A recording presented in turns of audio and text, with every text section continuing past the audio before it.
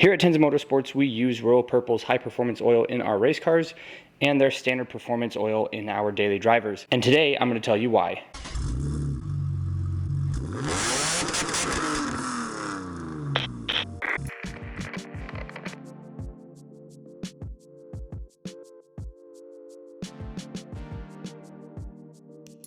Hey everybody, welcome back to Tenza Motorsports, and if you haven't already, make sure you check out our playlist where we go through and talk about and test a bunch of different types of oil.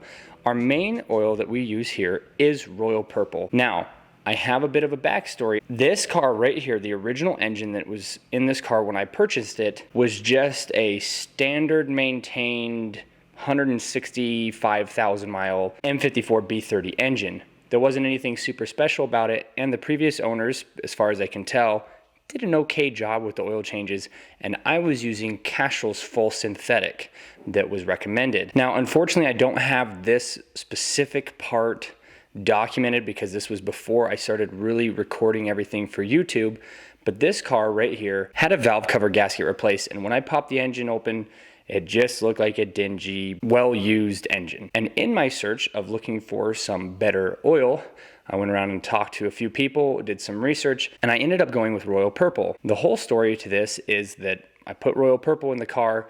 This car gets about 2,500 miles a year on the high end, and I did about 1,700 miles or so with this Royal Purple in it. One of the things I noticed after doing that was the engine oil got really dirty really quickly, and I thought originally, well, maybe this is due to the fact that it's purple, and maybe that just makes it look dark. It's already darker to begin with instead of being kind of a gold color. And so I didn't think much of it. This car unfortunately had a bolt break in the engine block when we were doing the transmission. And I had a friend over who thought they knew what they were doing and ended up ruining the engine block. So I had to replace the engine in this car. I pulled that engine out that had about 1,700 miles worth of Royal Purple in it, and the engine looked absolutely super clean.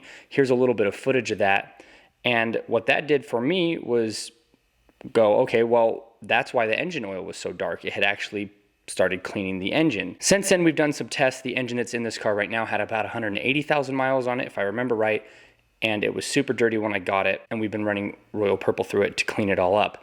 I will be doing a follow-up video on that, but today we're going to be talking about our daily drivers. This car right here is going to be getting a Royal Purple HPS oil change. This supercharged M54 B30 race car that I've got here has been using XPR. That's what I've been using on the car for about 2 years now.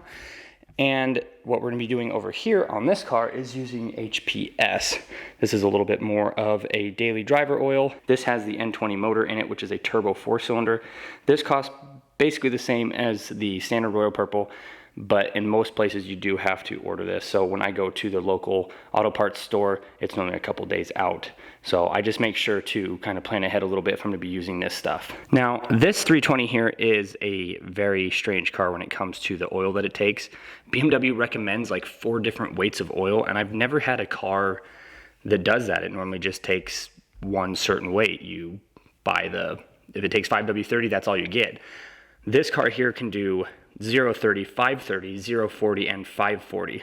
So it's a little bit interesting that it can run all of those different oils. I believe here locally that most of the shops are putting 530 in it. With our climate and the way that we drive and use it, this should be fine for us. There's very little difference between 030 and 530, and then even up to 40, it's a very mild difference. Obviously, if your car is calling for a certain oil weight, you want to make sure you're putting that in it. Today we're going to be using 530 because that's what all of my other cars take, and so we already have this in the shop. Everything we use here today will be linked in the description below.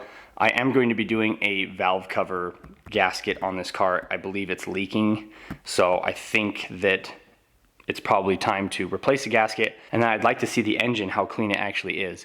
It really only took about 1,700 miles the first time, and the second time it's taken a little bit longer because the engine I got from eBay was super dirty, and so it's probably taken closer to like 2,500 or 3,000 miles to clean this engine out, which sounds like a long time, and a lot of people are wondering, well, why is it taking so long for this car to clean out? It gets so few miles on it a year opposed to a daily driver. That's why it's taken so long. You can do 2,500 miles, 3,000 miles on a daily driver in a few months, maybe 3 months. And in this car here, 2,500 miles can take me upwards of 2 years. Like I said, the high end on this car every year is 2,500 miles, and on the low end, it could get closer to 1,000, maybe 1,500. So that's why this is taking so long to clean out. If your engine is really dirty and you use this stuff, it will not take anywhere near this time frame. It'll take the same amount of miles, but the time frame will be different. Make sure that you're keeping an eye on your oil filter, because if you use this stuff and it starts to clean your engine out, all that crap is going to go through your oil filter. So keep an eye on your oil, keep an eye on your filter. Let's get the oil change done.